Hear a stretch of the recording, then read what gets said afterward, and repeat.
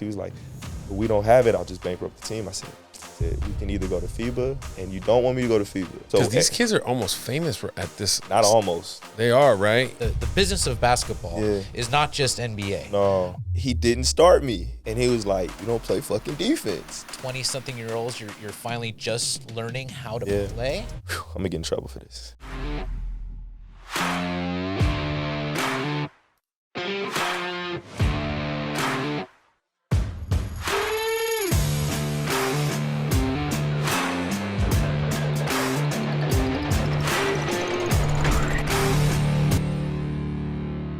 All right, well, welcome to another episode of Flip Your Friday. I'm your host, Wynn Silberman. This is my co-host, Casey LeBlanc. We have a really special guest here today. I'm really excited. Man, Frank, thank you for driving down from L.A., man. You never know how that traffic is. I got hit pretty hard. Yeah, I'm sure you did. People were running across the freeway. Yeah, that's what happens in L.A. It's very dangerous. The world's upside down right now. Yeah, absolutely. Obviously, but Coach Frank Robinson, let me give you a little background on what's going on here. He was a true Division I athlete, Casey. Played actually under a very, very special coach in Bob Burton. Bob Burton. You know, what's interesting is Bob actually coached me at West Valley when I was a kid, and went on to just do tremendous things as a coach. And his role actually in your life, I would say, was pretty significant. Yeah. And I might want to walk into that a little bit. For sure. But after his collegiate career, he actually played professional basketball for 10 years. And that's where I want to start digging into this, because one of the first things that I want to capture is not necessarily your collegiate career, although we might turn to Bob Burton as actually a mentor for you, and the role of coaching and how it works in business and in basketball. Absolutely. But what I want to dig into right away is something that we touched on with Horace. Was you found that, you know, the role of an agent wasn't as necessary for you as one might think, and that you started negotiating your contracts as a professional very early on. And I want to know, what was your thought process behind that, and why did you feel armed with enough knowledge and experience to negotiate your own deals? Man, well, first of all, I've always been someone that thought outside of the box. I wanted to make sure that I did have that information, right? Like, as a basketball player, your lifespan is very short. And I knew that I had a really special bond with the sport of basketball, with the sports industry. I've always been fond of learning different things about business, and I wanted to stay in the business of basketball. So when I didn't get drafted, that was the first time that it hit me. Although I signed on draft night to the Atlanta Hawks, it hit me like, wow, it's even shorter than I thought. You know what I mean? Because if that team didn't sign me, there's only 29 other teams, right? That's not a lot of teams. And I wasn't considered one of the top 60 players, you know what I mean? So, by the way, not just in the U.S., in the world. In the world, right? So I started to think, man, like, okay, my senior project was the concept, you know, that we've been talking about with the district. But how do I get there if I don't have any? One, I'm broke. I'm fresh out of college.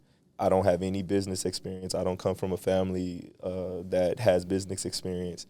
So as a rookie, man, I just decided, like, okay, how do I reverse engineer my retirement? You know, and it started there.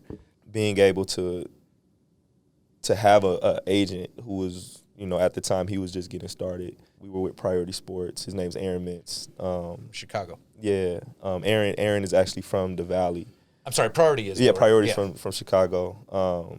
And cool, like, shout out to him for being willing to teach me the business, right? And allowing me to go and explore and talk to teams and research situations and stuff like that, because if it weren't for that early on, I wouldn't have been able to go and start trying to figure out how to negotiate my own contracts. By the end of my rookie year, I was signed with the Hawks. I was released by the Hawks. They put me on the team overseas. I was one of two rookies playing EuroLeague, which is the highest level in Europe. What country? I was in Slovenia, played for Ljubljana. Side note, Luka Doncic was on the youth team. Oh. And we all remember him because you can see at a very young You knew age, he was going to be a prodigy. Yeah, he was tough. Yeah. But it was myself and Brandon Jennings who ended up going out of high school. He went overseas instead of going to college. And both of us are from Compton, so we were in contact, just trying to keep each other sane. It was our first time abroad, and we ended up playing each other. He was on the team in Italy. But even in that process, my coach got fired. You know what I mean? He was the first coach that tried to teach me how to play basketball the right way. Now I'm like, I don't know what to do. Well, wait a second. What do you mean? So, look, you've played all your life. You've been drafted by arguably one of the most elite teams in the world, and yet you're saying at what 20-something-year-olds you're finally just learning how to play. Yeah. Well, the development process in America is a little different. I think the more talented you are, the less people want to teach you. Yeah, that's a great point. You know what I mean? Yeah. Like, I'm 6'3", 205 pounds. I'm in the top percentile in athleticism. I can shoot the ball. Well, we're just going to use him for what he has. You know what I mean? Because there's another kid that's coming that has a different set of skills. So why should we waste time teaching him when we can use him and he's pretty good at what he does? Wow. But all of that plays a part, right? It's just me wanting to learn and eager to learn more. And this coach, he spent a lot of time teaching me how to play, teaching me read, stuff like that. But at the end of that season, it was kind of crazy because the coach got fired. I had to change teams. I'm depending on somebody else, right, to find me a team. As your agent, you're depending on your agent. Well, this is what happens when you go overseas. Your primary agent isn't looking over your career. It's the European agent that you never met, and he's a partner of the American agent. And I'm like, yo, there's no way. There's no way I'm going to spend, 10 years, which was my goal, to play 10 years, depending on somebody else to find my jobs for me. You know what I mean? And I called Aaron and I told him, like, Aaron, look, I basically have a plan for the next 10 years, right? I called Horace. I have a plan for the next 10 years. This is what we have to do. Going into my second year, Atlanta brought me back. The coach that they put me with was a scout for Atlanta, for the Hawks. So the whole thing was to try to prepare me for year two. And this is where it gets tricky, right? I go to training camp. I have an amazing training camp. In practice, in the games, Consistent. I'm scoring. Like, I played a game, and Mike Bibby laughs about this with me, Jamal Crawford also. We played a game to 5. I'm on the third string against the starting 5. They're beating us, I think it was 15-3. I scored 21 points in a row, right? It's a game called blowout, so there's no, takeout. You try to score as quick as you can. Juan Dixon decides that he wants to take the last shot. I've just scored 21 points, Juan. I don't know what to, what I mean? And he misses. They go down, and Josh Smith dunks the ball. After it was over, the whole starting 5 jumped on me like, yo, that was crazy. So you think you're going to make the team? I was told that I would make the team, right? And to be fair, I would have made the team. Jason Collin broke his foot. You needed a big man. So now you replace the spot you were going to give me with the big man. Yep. This is the day before the opening night. So I'm coming downstairs. I've already, Sekou Smith, rest in peace. You have your locker. You have your jersey. I'm in between Mike Bibby and Jamal Crawford. That's where my You've made it. You've made your childhood dream. Right. So year 1, you get cut. They call you to the general manager's office. Year 2, they call me to the general manager's office. I'm thinking, we getting ready to go to Memphis. Yeah. I walk in the room, and Mike Pendergraft or David Pendergraft was red in the face, right? And he's like, I walk in, I'm like, this energy's not what I expected. Yeah. You know what I mean? Yeah. I literally, last night, they told me you made the team. And I sit down, nobody's talking to me, right? The coach comes in, and the GM just starts shaking his head, right? And I'm like, yeah. And he says, man, amazing training camp. You did your thing. It's not what you want to hear. Jason Collins one of the twins broke his foot. and we have to replace him with a big man. But we don't want you to leave. We want you to stay in the G League until he comes back, and then we can do what we need to do. My mouth dropped, right? Because I've already you got your apartment, you got everything. I'm like ready to go, and man, I end up firing my agent. Because it's his fault. It's not your fault. Right. You know how that goes, right? So I'm a kid, man. I didn't think of anything of it, and I'm like, I just got mad at everybody. Like, man, this is you. I get on the plane, and before I get on the plane, Dave Pendergraft calls me. He's like, look, there's nothing to do with you, your game, anything like that, man. This was pure circumstance. This is how the business goes. This is now the second time that I've been in this situation, and I'm like, yo, this can't happen. Second time's worse than the first time, right? It's worse. Yeah. Because you did everything you were supposed to do. The first time you don't really know. Now the second time you know first the program. Time I knew I wasn't ready. Right? Like that I'm aware of who I am, right? I understand like there's steps. The second time I know I'm ready. I've scored in the games now. Like I think I had like 7 points against the Hornets. I had 11 points against the Trailblazers. You're contributing. I'm in the game, right? So man, I get to the hotel and I get ready to go home.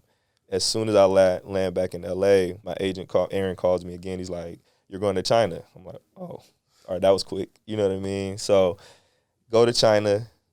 I'm averaging a triple-double, and I get cut. Right? We're winning. They're like, what's your salary in China? Like what? It was decent, like 300,000, 400,000. For 6 months at the time. Now they're paying millions, right? And is the dedication of time the same as the NBA in terms of meetings and what you're needed, or do you have much more free time? In China, it's different because they train all day. Wow. Like there's no off time. Like you sleep, you train, you sleep, you train. Wow. Like so it's more rigid than the NBA. Yeah, for sure.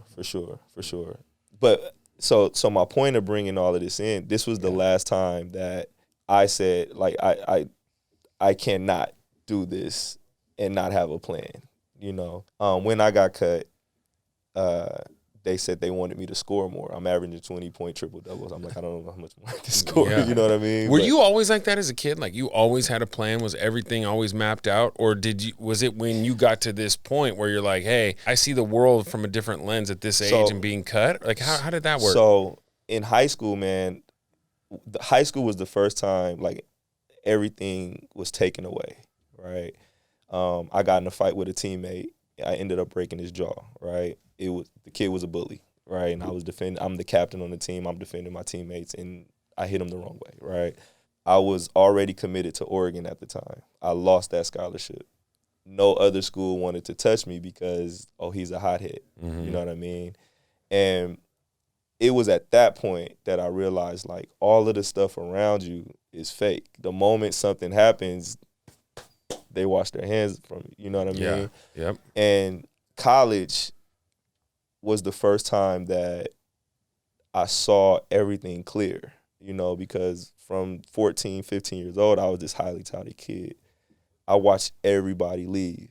You know what I mean? I saw people that were supposed to be like day one turn their backs. Like so leave your life. They left. Like they counted me out. It was over. You know what I mean?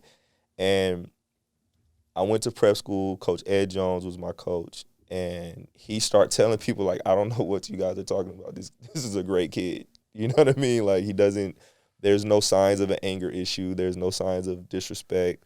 He's actually a straight A student. I graduated college with a 3.9, finished high school with a 3.9, finished college with a 3.7. So I was always, on top of my schoolwork. And he's like, this is a Division I leader, not just a player. And just from that one incident. Took everything, but it changed the way I approached everything. Right. I had to grow up fast. And when I got back home from China, my son was going to be born within the next few months. So I told my agent, I'll just go to the G League. Explain just for some of our audience, because not everybody understands the ecosystem of basketball, but in the context of what a G League is, would you mind just digging that for a real quick The second? NBA Development League is called the G League. At the time, it was called the D League, which was Development League. And I played for the Lakers development team. So this is where I reconnect with Horace, right? And I started to talk to Horace about my senior project, which was the concept district. of the district. He started to talk to me about what he was working on, which was a tech project called Swizzix, Small World Success Exchange, right? And we just start talking, and like now we're not even roommates on the road, but we find ourselves like in the same room or in the lobby. Like the games are happening, we're ready for the games, but our focus is on like when we retire, we're going to be ready. Focus is on a plan. Well, this one thing to keep in mind for people that are listening that don't have a basketball background, though, is that the relationships that you're building and the network of people and the ideas that can come from some of this stuff. Like a lot of people bash on school, and I do too. Like I do it, but there is some like idea benefit of you will potentially meet your wife there. Yeah. You'll meet friends or future business partners. Like if you use school for what it can be good for. So similar to you in the development league, you're in, like a lot of people that are in that position are going out at night or doing stuff, but you're looking at who are the people that are around me that we can start talking about business, and like people don't do that enough. And we honestly, like, we got looked at like we were weirdos because we didn't go out. You know what I mean? Like we were like, I'm like, bro. That's when you know you're doing something good. I was excited about it. You know what I mean? I never wanted to be like everybody else anyway, you know. And no knock on anybody, because I mean I went out too when I was younger. Sure. You know what I mean? But it was more important to me to see the situation, right? I'm in the G League. You're not making any money in the G League. You know, it's probably like, I think at the time, $30,000 was the max contract, right? For the year? For the year. So it's like minor leagues in baseball. Yeah. It's bad, right? If I didn't go to China that year before, do it. I wouldn't have been able to do that. I have a son on the way. You know what I mean? Like, I know I have a promising career, but I'm one injury away from that not even happening, right? At this point, we already realized that. So what we started to do is really study the industry, and not just as the agent, not just as a coach. How do we run a team? Like, how do we use the relationships that we're building with these people and these athletes and these coaches and these trainers and stuff like that? And so leveraging the things that you've seen, but also trying to identify where the gaps are, right? Where the gaps are. So and that's where his concept of Swizzix started to become a really big thing. We saw that if someone was able to bring everybody into one place, it would just make all of this stuff make more sense. Can you give us some idea of what everyone in one place? So who are the everyone? So there's professionals within the industry that have different skill sets, right? Obviously, coach. You have your athletic trainer. You have your physical therapist. You have your strength coach. You have your journalists. You have your videographers. You have marketing personnel. You have. So you're taking an industry, the industry being basketball, and you're saying let's break it down. Okay. All the way. So it's like a tree, right? And the foundation of the tree, the trunk is basketball, and then all the limbs that are coming off of it, all the leaves are all different things that you guys are trying to. Is it monetize or just recognize? Or just maybe okay. We made it a point to shine light on the people that we knew that were in these industries or in that field within the industry. Okay. Right. And what we did, this is 2010, right? What we did was start to build a network of people to whenever someone needed something, they knew to come to us. And now we become the middleman for a bunch of situations, not really asking for anything, right? It was really, let us help you. You know what I mean? Literally, I think maybe like, this was 2010, maybe 2018 was the first time we started to try to monetize off of that, right? Did you feel something when you got your first paycheck? When somebody paid you like money for what you had been doing? For what you were exploring. Absolutely. Right? You did this for 8 years. Yeah. You are basically, passing. So our company name is Layer Cake, right? It's a movie. It's a movie that Horace put me onto. And one of the lines is, the art of good business is being a great middleman, right? And that's what we became, right? We became really good middlemen, where your morals will have to be intact. Your character can never be questioned. Honesty was always in the forefront. And then having the ability to execute was also important. These are all things that we learn in basketball. You know what I mean? Your teammate has to depend on you. Being on time is a major thing. Understanding the game plan, all of these things came from hoop. You know what I mean? So again, to tie back to the original, being able to negotiate my own contract, it started off as a gamble, right? Like, all right, I don't really know the business. I know I have a lot of relationships. I know that I'm talented enough to pick up the phone and ask someone on the team to speak on my behalf, to where the coach would go look at film and then tell the GM to contact my agent, right? All I had to do was get there.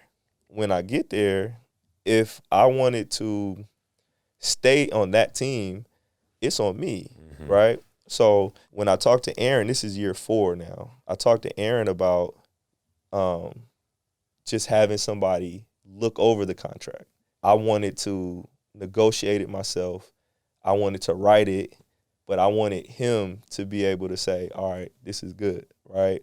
I'd rather do that and learn, and then I can help 10, 15 other people than me going to the NBA and being on the bench, right?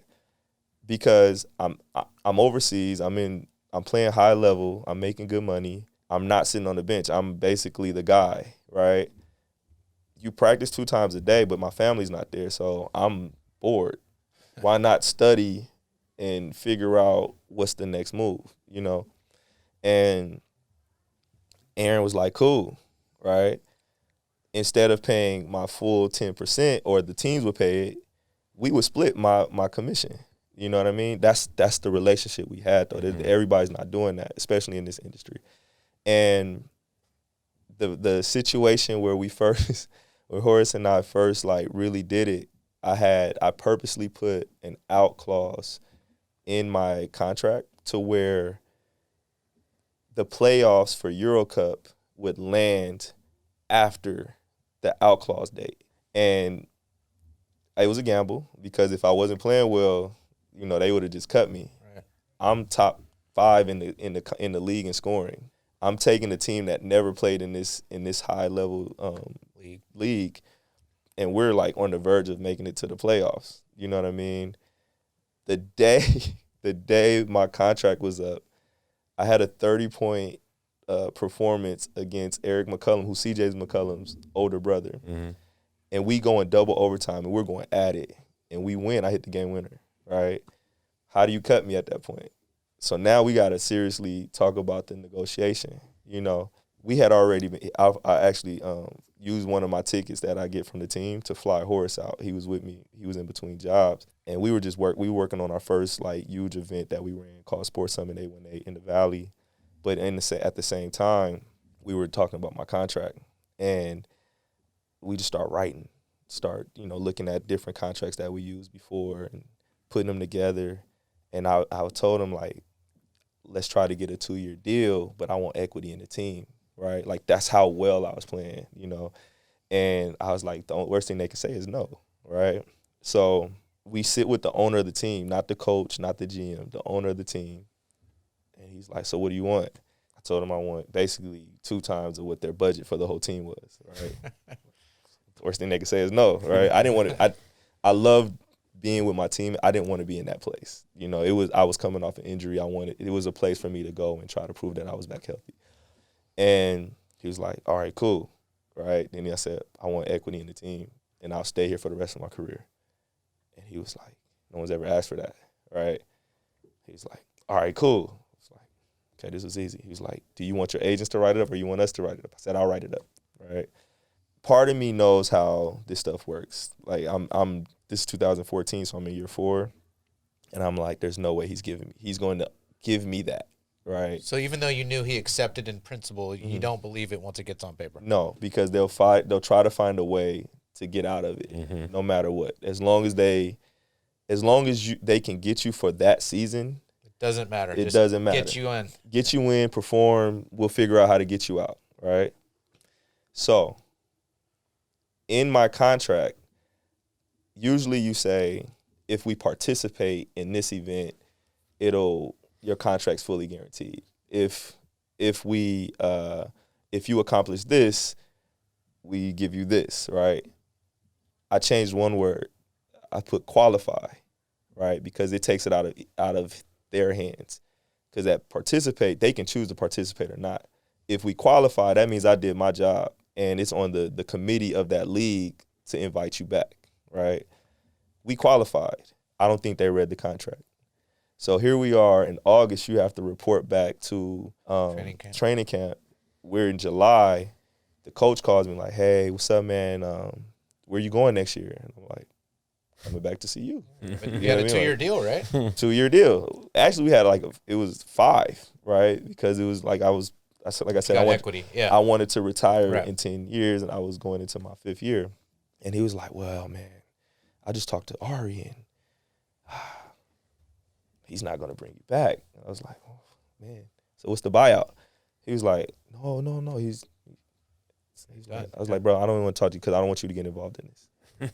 He's an American coach. Like By the way, you are now playing an entrepreneurial role in your own career. Correct. And attorney. And and correct. And agent. Yeah. And player. Correct. Yeah. Correct. And I'm not freaking out. I mean, July is really late to not have a team. You leave in August, you know. I'm not freaking out at all because I'm like, either way, I'm getting guaranteed money, you know. So he calls me. This is the owner. The owner calls me. He's like, "Man, you know, we can't afford you, like the budget." I said, "Man, you knew that when you signed it." He's like, "No, we lost a sponsor, blah, blah, blah." I said, "You're a multimillionaire. You know what I mean? Like, you distribute rocks between China and Finland. Like, bro, there got to be some type of money or you wouldn't be doing that. You know what I mean? Like, who does that, right?" So he's like, "Yeah, but that's not the team budget. You know, the taxes and this is different businesses, blah, blah, blah, right?" I said, he's like, "You know, and we're not participating. We're not going to do Euro Cup this year. We're going to do VTB." I was like, "Oh, that's cool. So I would love to play VTB." He's like, "Yeah, but I don't think, like, no, you're not understanding." I was like, "No, I understand." He was like, "What do you're still talking as if you're coming back." I'm like, "Well, if you look at the contract," I said, "if we qualify, my contract's fully guaranteed." And we qualified. I saw it on Eurobasket. They listed us as one of the teams. I took screenshot it, you know, just because we don't participate doesn't change anything. He's like, "What do you mean?" I said, "I mean, maybe you should go look at the contract and then call me back." Like 2 days later, he calls me back. He's like, "Yeah, so I read it. You're right, but man, we don't have the money to pay." I was like, "Oh, you don't have to pay it right away. You know, let's just figure it out. I would like it within 6 months." He was like, "But we don't have it. I don't know. I'll just bankrupt the team." I said, "We can either go to FIBA, and you don't want me to go to FIBA because you were doing some stuff that you shouldn't have been doing. You'll lose everything that you have." Yeah. More than that, because he was doing, you know what I mean? And when I said that, he said, "Oh, shit." You know what I mean? I was like, "Just call me back." Right? He calls me like a couple hours later. He's like, "Look, we can start paying you in 6 months. Can we pay you monthly? You know, this point, a full year salary." I said, "Okay, that's cool." All right, it was that easy. Like I wasn't a fool to say I'm going to get off 5 years. Your attention to detail and your acknowledgement of language, even at that age in your career, was pivotal. Yes, was pivotal. I had a really, really good agent. You know what I mean? Like, I've known the guy since I was 16. He was on his way. He was finishing college at Michigan, right? And we met at an adult league. I'm playing in an adult league. And he didn't know he was going to be an agent. We just had a friendship. Yeah. And we grew together, basically. To this day, we're friends. Like, I stopped working with him, like, year 5 because I didn't do it. But we were still friends. We talked a little bit about that with Horace. And what's interesting, though, what I want to touch into is, you know, you've empowered yourself. You have an entrepreneurial spirit. You talked about how you met at 16. What I want to transition into a little bit is the dynamics of basketball from a youth perspective, because would you say that it's changed significantly from the time that you were Absolutely 10 and 12 years old and now? And would you mind actually just going over for our audience, because this is the business of basketball is not just NBA. No. And it starts at arguably even at 8 or 9 years old. Yeah, unfortunately. Unfortunately, and yet for me, I understand like almost buzzwords like AAU, then high school, and then there's academies. Yeah. Okay, would you mind just kind of delving into that? Just a bird's eye view. Wow, where do I start? It's kind of sad, honestly, because I didn't start playing basketball till I was 14, right? And then I become one of the top players in the country. I played Division I. High school. You did high school. High school, right? I didn't play AAU until high school. Okay. And then I go to college, go to the NCAA tournament. I did everything you would want to do as a basketball player, right? Except for get my name called on draft night. Right. And now you have specialists at 8, 9 years old. Specialists. Like they only want to play one sport, right? There's so many wrongs with that. Let's start with physical. Your body doing the same movement over and over and over and over again. By the time you're 15, 16 years old, you start to break down, right? That's why people play multiple sports, cross-training, right? Football is a different muscle group. Yeah, it is. A different joint group. Soccer is a different joint and muscle group, but it also does things for your cerebral, right? Track works on different things, right? If you do one sport only from that young, you're beating up the joints that you use for that sport specifically, right? But now, and back then, this is what we did. We played multiple sports until 10th grade maybe, right? Then 10th grade, you start to say, okay, this is what I'm getting good at. Now you're starting to identify that in 6th grade. That's 4 years. 4 years of added wear and tear to one specific muscle group or way of moving. Well, and at that age, too, your body's going to develop it in different ways to where that one particular sport at that age may not be the same. You may not have the physical attributes. There's a lot of growth, right? So we call it tapping out. A lot of the kids, because they didn't play multiple sports, they don't even realize that they're going to tap out in 8th grade, 9th grade. They're not going to grow anymore. They've already, the really good kids that are 8, 9, 10 years old, not for everybody, but most of those kids, they don't have any more potential. So they tap out because you're not adding to your game, and then they get bored, right? Or they get pushed too hard young, and now they're burnt out mentally and emotionally from it, right? Then you have, that's the physical, right? Then you have the business side of it with them, right? Whew, I'm gonna get in trouble for this. As a program director, right, I have to acknowledge that the kids play too much.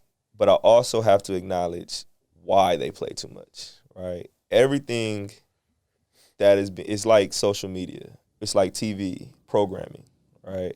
The moment rankings became a thing for elementary and middle school, now you're talking about intense competition between peers when they don't even know each other, right? You see a name, I got to chase this name. He's in Michigan, he's in LA. I got to go see this kid. You're ranked 3rd and 4th. You have to go watch him play. I got to go see this kid. I have to go play against him. Well, it's like what you're talking about with social media, right? They want your attention, like alerts, like these red alerts, right? They want you to keep coming back, keep dopamine clicking. hits, dopamine hits. Oh, man. See, you already know. So the only way you play against these kids is if you go to these events. The event will cost $400. Parking is $20. Entry fee is $45 for the weekend per person, right? So now you talk about the economic part, right? Yeah. So the physical is crazy. Now the economic part. But as a parent, you're paying for it. As a parent, you're also seeing this as a potential investment to not have to pay for college, and you also see your son or daughter as the #1 athlete in the world because you're the parent. Living vicariously through these kids. 100%, right? But you're managing, by the way, at the district. Hey, the dynamics of that I can't even get into. But go ahead, sorry. But no, but that's the beautiful thing about our parents, though. The families that have been with us since 5th grade, let's call it right after the pandemic, right? All the stuff I was preaching or implementing in my own career, I've been preaching to them. Like, look, it doesn't work that way. The kids you see now that are dominant in middle school normally aren't dominant. They typically don't carry that over. They tap out. The only person that in my lifetime that was the #1 player all the way through is LeBron James. It's the only person. You go to the tournaments, you play, you win. If you're going to the tournaments to build a reputation at this age, is not a good idea. If you're going to the tournaments to face new competition, better players, now it makes sense, right? Because it's the experience for the kid, your kid. How do I know where I stand if I'm not playing the better kids, right? Sure. You have to experience that. So I'm not knocking the tournaments. I don't want to do that. I'm knocking the purpose of the tournaments. I'm knocking the amount of games that kids play because of the wear and tear. I don't think there's a huge focus on developing skill sets, developing mentals, developing emotional intelligence, learning how to fail, right? Learning how to overcome adversity. If you play too much, it's like going to school every day and taking the test without studying, right? For example, we've played 17 games since December 6th. We played in 3 tournaments, 17 games roughly, right? We had 2 showcase games, whatever. There are teams that have played every weekend from November till now, right? They're on track to play about 200 games from November till August. We will probably play 60, right? And at this age, that's a good amount of games. And that age is? 7th grade, 13U, right? And I'm talking about from December to August. Like, we're done now until March, but we played 17 games. So I have film, I have stats, I have my eyes telling me, all right, this kid has worked on this, he's got better at this, this is what we got to do to get him to the next point, right? It's that much detail that goes into our program. A lot of programs, they just play the game. And to me, I don't want to knock anybody's program. If that's the way you do it, cool, but understand that this is the consequence. There's pros and cons to that, right? There's pros and cons to our approach, but our approach would help them for the long term. They'll lack game experience, but they'll be better prepared in everything else because the game experience you can get back, right? Because you're going to be able to play 1,000 games from now until high school. And that's the thing that like I'm on the fence about when it comes to AAU. For high school, it's the same, really, right? Like, the season ends in February. You go to the playoffs March. You start training again with your team in, like, May, right? From May, June. You're talking about traditional high school? Traditional high school. May, June is, let's get familiar with our new kids, who did what during the off time is great, right? Then you play summer tournaments with your team. You have your summer circuit. And that's distinct from AAU if you're in high school? You have your high school summer team. And then you have your AAU team. So you're playing again all summer. When we were playing, it was by August you start getting back with your high school team. More of a break. More break. Then you have your AAU. Your circuit teams are the teams where all the national kids that are like the higher ranked kids, they go to these bigger tournaments. And that was it. Now you're like jumping weekend to weekend playing games, right? And with the academies you brought up, you're basically done when the season's over, right?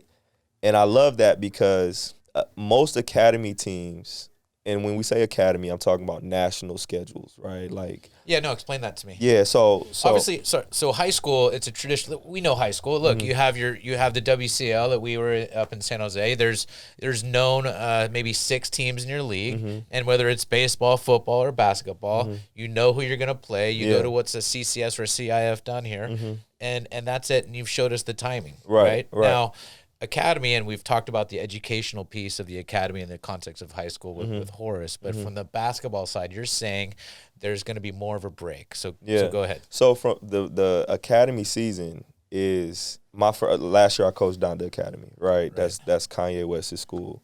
You're 26-7? 26 and 8. Okay, 26 and 8. How is he as a parent? I don't know. I've never been around him and his kids. Oh, okay. So I can't, Okay.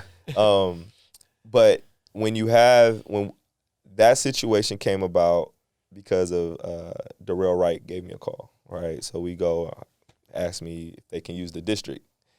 Somehow I ended up being the coach, whatever. Kanye's team, Yes. which is Donda, which is an academy. Is an academy. So my intro to academy basketball was through that. Kanye. Yes. So I met the team. I met these guys. And how were the rankings of the players? What do we have here? All top 100 kids. Division I, blue chip.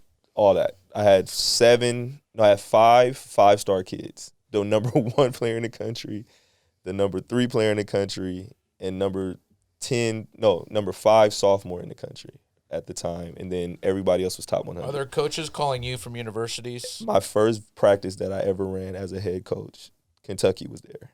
Just to give you like that, it was that. The level, the attention that was on our kids. The attention it brought. There's a lot of high schools that get that. No. See, you got Sierra Canyon, these type of schools, Centennial, those type of schools get it, right? But the difference is Sierra Canyon right now can't compete for a national championship, right? Because CIF governs. They control it. The high school dynamics still control because it's almost let's call it the older system. Right. Like, so CIF governs all of the teams that compete. What are some names in Sierra Canyon, just to give the audience some sort of sense of like the elite names? It's NBA players' sons, right? Like, give an example. So Brandon Boston, who he got drafted to the Clippers. Okay. Zaire Williams, he's a rotation player for the Memphis Grizzlies now. Okay. LeBron James Jr., Zaire Wade, which is Dwayne Wade's son. Dwayne Washington Jr., who's the backup point guard for the Suns. Cody Riley, who went to the Final Four with UCLA last year. Like, that's Sierra Canyon. That's traditional high school. Yeah, I'll come back. Now Academy, right? You can compete with whoever you want. You can almost make your schedule on the fly, right? So the purpose of it is to get all of the higher ranked kids on as many teams that are academies as possible, right? And you go and you play this national schedule. I was gone every week on a bus or a flight the entire season, right? I would be home for like 3 or 4 days out of the week, and then we would leave from. So is this, I guess because we're talking about this in comparison to the traditional high school model, right? Is this more for elite where you feel extremely confident that these kids have what it takes at that age to be Division I, elite Division I? Yes. Okay. So you're preparing them for that type of schedule. You're preparing and life. You're preparing them, like we called because high school is doing them a disservice. I wouldn't say that. Why I wouldn't not? say that because all of the kids, you're talking about 70, 80, 100 years of history where it worked, right? Where these kids. But also too, like new technology, new innovation comes and disrupts something. Like, maybe there's not an inherent problem, but it's better. Is there any truth to that? No, because it's hard to say, right? Because some of those kids that were the number 1 kids in the country, number 3, number 4, the kid, without saying his name, the kid that was number 1 in the country by the end of the year was 77, right? Because now you're playing against elite players like every week. You know what I mean? And it becomes relative. But does he fizzle? He gets a scholarship, obviously. He's going to Memphis. He's going to Memphis. I just fucking I already said it. Right. He's going to Memphis, right? And does he go to Memphis though if he goes to high school? He was the number 1 player in the country. Right, so he can go anywhere. He had Kentucky. Now Kentucky's not. He's going to Memphis. You know what I mean? Okay. Like it's. But sports is fickle. Yeah, once you start playing against higher levels, right? This is the thing about this industry. If you dominate and put up numbers, it doesn't matter where you go. Let me argue with you here for a second. I love it. It's because maybe being at an academy and going from 1 to 77, he's supposed to go to Memphis. So because at Kentucky, he's going to get buried in the depth chart, maybe never play. And at Memphis, maybe he has better opportunity where they want him more. They see potential in a different manner because it's not necessarily the scholarship and where you go, because at that level, top 100, your goal is to get paid to play professionally. But walk me through what your thoughts are on that. My point is the rankings don't even matter, right? Because you're ranking kids and you probably didn't see all of them. You're just putting your name on a list with a bunch of kids. How are those ranking? I don't know. I've been trying to figure it out myself, right? Like, wow. Okay, Okay, so the new thing right now, and I'll go back to what I was saying, right? There's this big uproar about the McDonald's All-American list and who got snubbed and who didn't, right? And everybody keeps saying so-and-so shouldn't be on there, right? He's only on there because of his dad. He's only this, he's only that, right? Okay, why? Is that a shot at LeBron? Why? What are the criterias that they pick by? Oh, I don't know. So how can you say he doesn't deserve to be there? Yeah. If you don't know what they use to pick these players or pick this list, why? Oh, it's the top 26 players in the country. Well, he's 26. You know what I mean? Like, yeah. What do you? It's funny. So there's statistics like you're. Well, talking life about. is life. People politic in life all the time, right? everybody on that list had somebody politic. Exactly. That's what I'm saying. But also too, like that's fucking life. That's life, Right? So like it's the we just intro want, to it. I think what we want to do in life when you know business, life, sports, there's all kinds of politics. Who Right. plays, who makes the Right. team, who gets scholarships. Right. There's a lot of shit that goes on that people don't talk about or know about Right. or even pay attention to. Right. But you just want to know how things, like you want to try to uncover some of that stuff so you know what the politics are, right? You know what's going on. I know what's going on, but Yeah. it's when people make statements like he doesn't deserve this. Like, bro, first of all, he's a really good basketball player. Yeah. Let's calm down, right? Yeah. From my eyes, somebody that's been in this industry for 20 plus years, who played professionally, who's been on the business side as well, who's been able to identify talent and players that Who's coached the top players in the country? But beyond that, like I've identified 4 players that end up being in the NBA before people even knew who they were, right? So now when I'm looking at this and I hear people say, "Oh, so and so is better than LeBron James Jr.," I'm like, bro, you're crazy. You're just as many people that will support Bronny because of his dad. There's the same amount of people that'll hate on him. If not more. You know what I'm saying? Yeah. So you can't say, "Oh, he got this because of his dad," because there's people that like you. He's got a lot of people pulling him in the other And direction the other too. man, he Yeah. shouldn't be on it. That's a form of hating, bro. You're one of Yeah. the people that are on the other side, right? But if you take the emotion out of it and you really look at his skill set, you look at the games, you see, okay, he's a really good defender, high basketball IQ, top percentile in athleticism. He makes shots, and he's a late bloomer. Yeah. Like, that's everything you want in a pro. Right. You get the pro teams want to be able to say, we helped develop this kid, right? He's on track to be that. Huh. You know what I mean? So back to Donda and the academies, right? Because he's a high school kid, Right? like traditional high school kid, Right. right? And what in California at least, what traditional high school kids can't do that academy kids can is compete for a national championship, right? Sierra Canyon travels all across the world, plays the top competition day in, day out, right? And they can't, those wins just count as wins towards the national ranking, but they can't play in the Geico.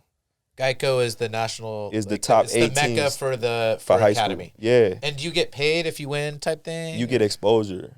You get exposed. I don't know what the Does the team, but the team, like let's say district goes there, would you get $100,000 because you won the you pot? probably would be from sponsorships. I got it. What percentage of district, or is it district that are actually getting Division I scholarship? Or academies in general. Academies, In yeah. academies in general, Yeah. It's got to be a much, much higher than probably 80-90%. 80, 90%. Wow. Okay. Yeah, because you have whether they go to a Pepperdine or to a Duke, right. right? That's Division I. Still Division I. You know Yeah, what I mean? absolutely. Yes. Yeah, you're not paying for college, right? And what people, it doesn't always play out this way, but the higher levels that you play and participate in prep, in high school, the more teams feel like you'll transition and be ready to play. Because the competition around you, it has to elevate. Right. So, for example, another reason we don't play as often as other programs is we want to play against the top competition from my 7th grade team, because if I continue to play them in lower level events or against lower level competition, that's false confidence, right? Then you end up like a kid that thinks he's really good and then he plays really good competition and he can't get off. Now you're stuck. We don't know what and like you said, now he doesn't know how to address failure, which is one of the primary tenets that you have at this academy. Exactly. Is how to address failure. How to address through sports, because that's in life, right? So to answer your question regarding the scholarship, yeah, like it's a higher percentage. anytime. What are you doing at that level that's different than high school to train on the mental? So we took a pro prep approach, right? Like I didn't want to look at these kids like if I have 10 surefire Division I players, like I'm not going to treat them like Division I players. Like, okay, you guys are already identified yourselves and became that, right? How do we prepare you for the next step, right? And it starts with being professional off the court because no one's teaching them that. They don't understand social media etiquette. They don't understand the value of that tool, right? It's not just gang. We on the web. You know what I mean? Yeah, like you have to present. The optics and perception plays a huge role in your career. Role. Absolutely, right? So because these kids are almost famous at this. Not almost. They are, right? Yeah. Some of these kids are making more money than the kids on the end of the bench in the NBA, if I'm being honest. Like, it's to that point. And shout out to Mikey Williams and his team for being able to put that in place because they were the first ones to do it at this level. And when you say they're making money, it is their social media. So they're doing the NILs and all that stuff. NILs, yeah. Okay. Yeah. So we have 4 things that we really focus on: the mental health, mental agility, how to be in this space and not let the pressures overwhelm you. Social media, understanding how to use it and the etiquette you need with that. Technology as a whole, really not just social media. We offer media speaking courses because when you get into these meetings with these GMs and these coaches, you got to be able to speak and also in front of the camera. And then we have our nutrition. We make sure we focus on that. And then financial literacy, right? We feel that with those 4 things and you're able to at least have a foundation that's off the court, right? The way we approach the training is the same, right? My time overseas, Horace's time overseas, we realized that if you're able to perfect something or get close to it, right, you have more of a chance of having a long career than you do with working on multiple things. And for us, it was also, if I didn't learn how to play basketball until I was 23 years old with a coach that took the time to teach me what I was actually capable of. And if I applied my mind and not just my body, like I can pick apart the game, right? Understanding angles, understanding timing, understanding emotion from the defender, right? Like stuff that no one ever showed me that. If we're able to take these approaches with kids that are super athletic, can shoot the ball at a high level, that have speed, but don't know how to play the game, right? They turn into like the European players with that with those attributes. That takes them to another level because you're taking your natural talent and athleticism and applying a different level of basketball and concept, right? Now you're basically creating super pros. That's how we looked at it. Yeah. And it's working.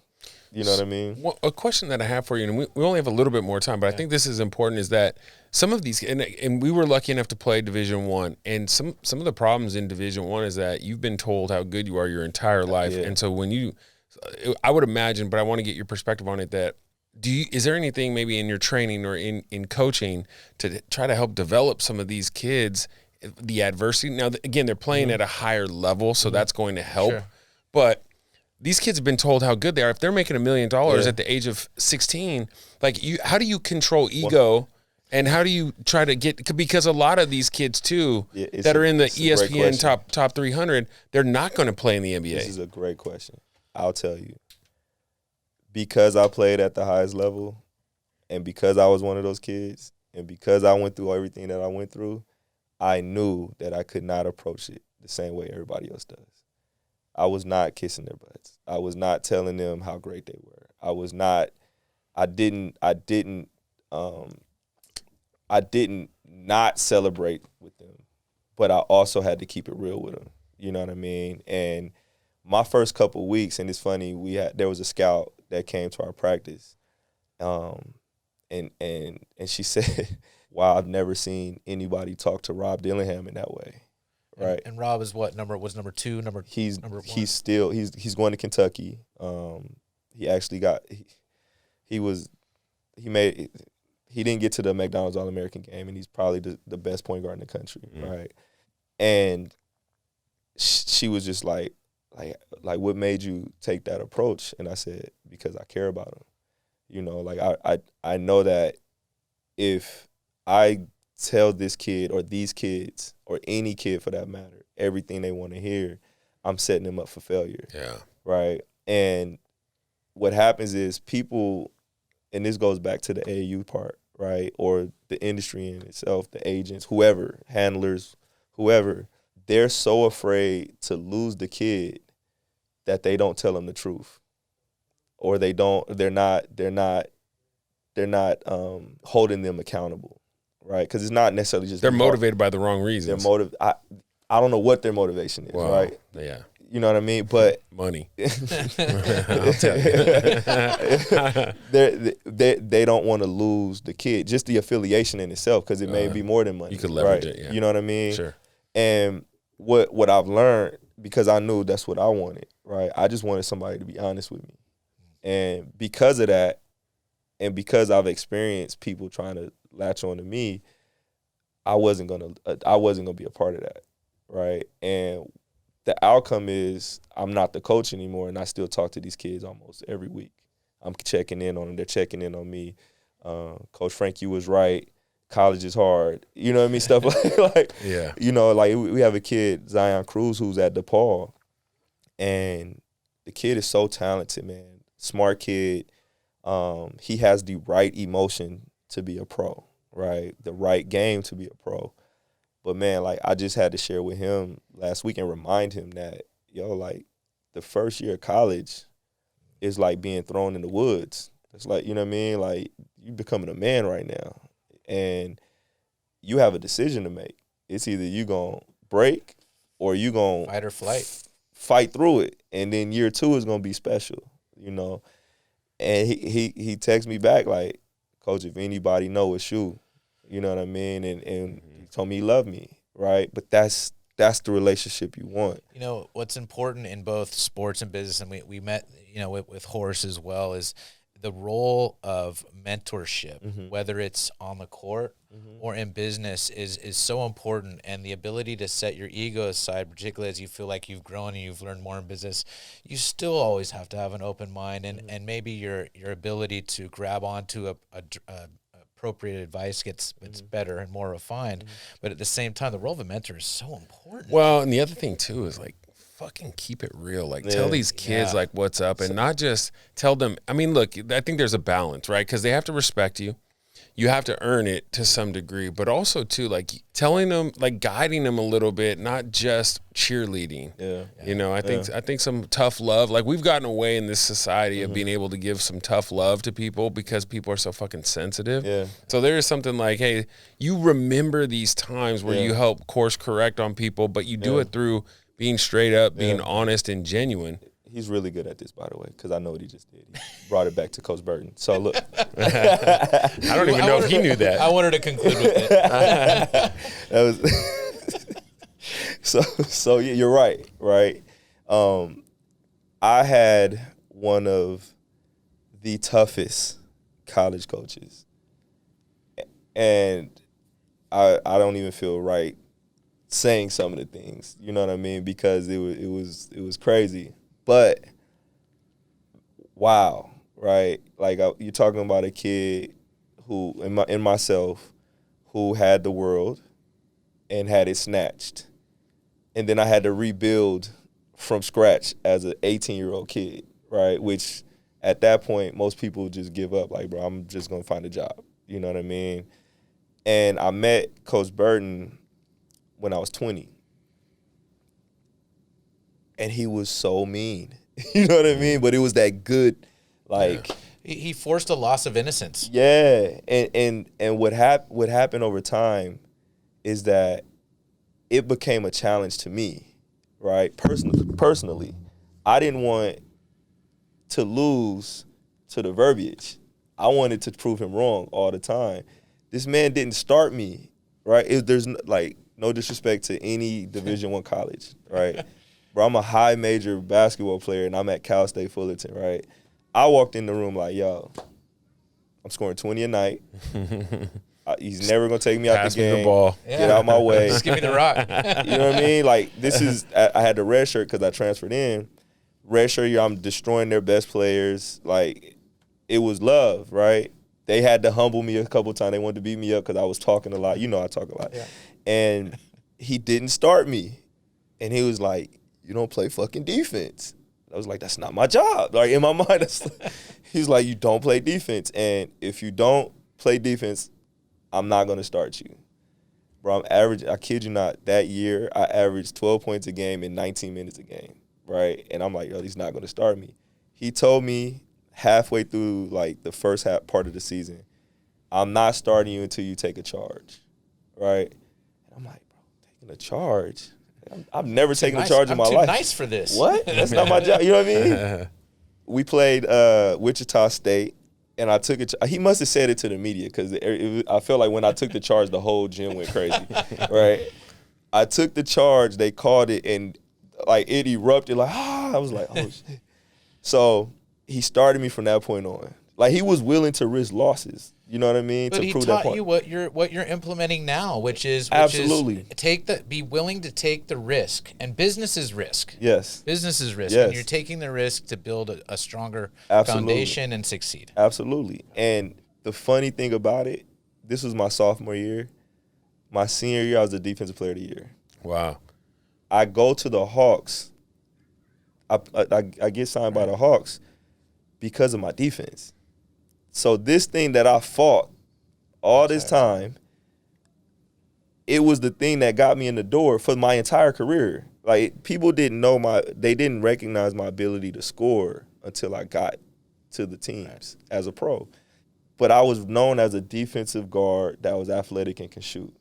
The offensive skill set didn't matter. Yeah. You know what I mean? Yeah. And I've talked to him about this before, but that changed the whole trajectory of my career. And it changed your life. It changed my life. Yeah. You know what I mean? And it was something that at the time you fought it so hard, and somebody in a leadership, coaching, mentorship role with a relationship that you cared about that you did not understand. A lot of people don't get that. People are coming at me like, oh, can't believe they revolt. You tell them that and they go the other direction, like you said, and that changed your life. It changed my life. Yeah. And the cool thing about it is that when the Hawk scout came to the practice, we lost to a team. I had a good game, but we lost. So I was pissed. Yeah. Coach called practice the next morning, and we were all like, why is he calling practice? So there's a scout there, and he's on me. I never said a word. I just did what he told me to do, right? Because now the proof is in the pudding. Like these guys know. My sophomore year, I fought. I finally did it, and then my junior year, senior year changed. We're at the end of my senior year. I'm in the run for Conference Player of the Year. Why am I going to talk back to my coach? Everything he told me was going to happen. Fruition. Yeah. I didn't know he was on me like that because the scout was there. Yeah. The first thing the scout said to me at the end of the practice was, I can't believe you didn't talk back. You didn't roll your eyes. You didn't. And they watch for that. The intangibles. There's often, I know obviously more in football than basketball, but a scout will look at a film and not look for that catch and that 60-yard touchdown.